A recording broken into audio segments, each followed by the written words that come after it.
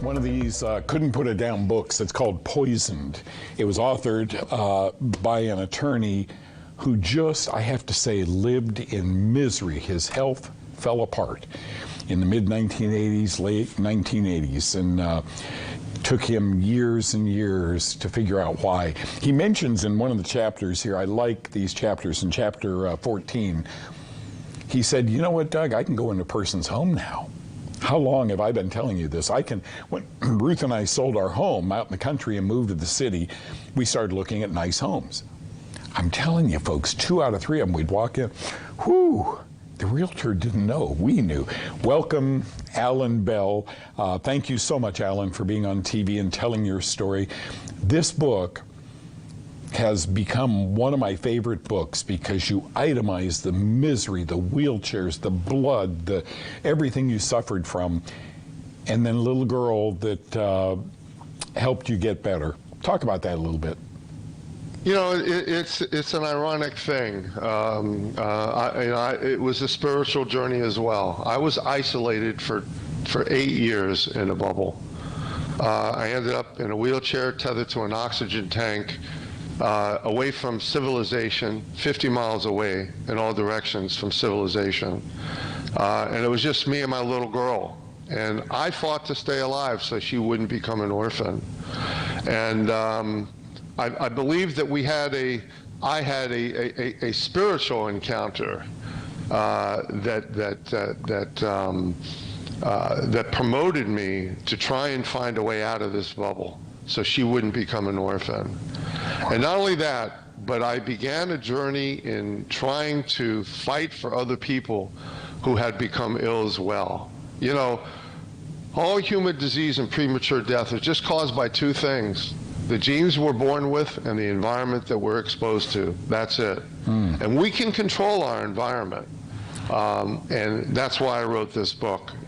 You kind of sound like a guy named RFK. I mean, it's fascinating, you know, the toxins in our foods, what we're breathing, the air, the mold. Good for you. The book, folks, how a crime-busting prosecutor turned his medical mystery into a crusade for environmental victims. That's exactly what he's done here. The reason I like this book is you didn't sleight of hand anywhere, Alan.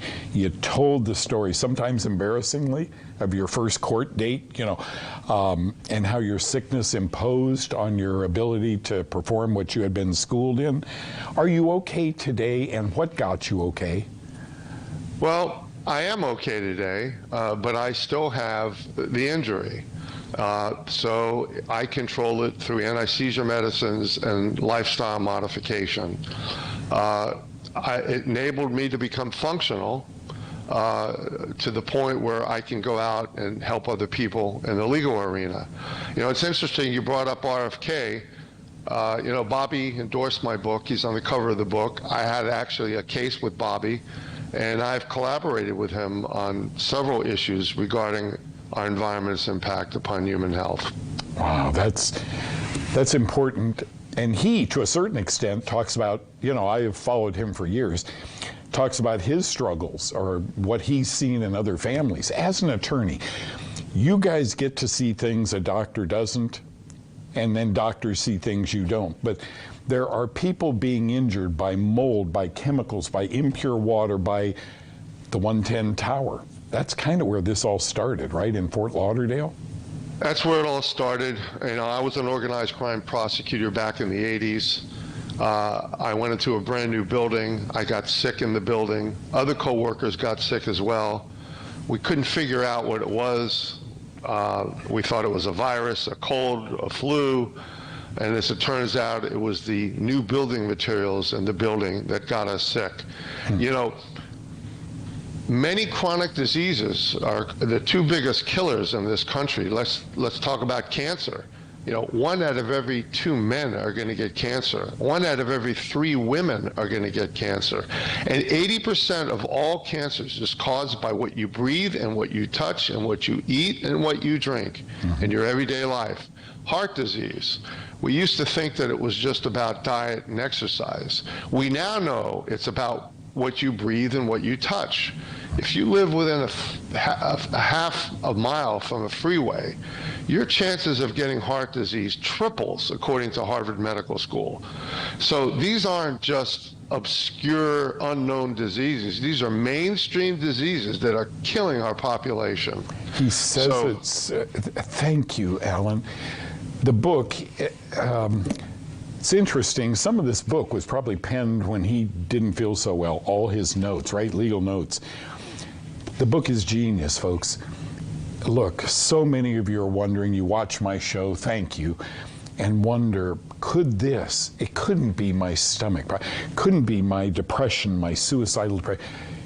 What Alan says, non-technically, is what I kind of say technically.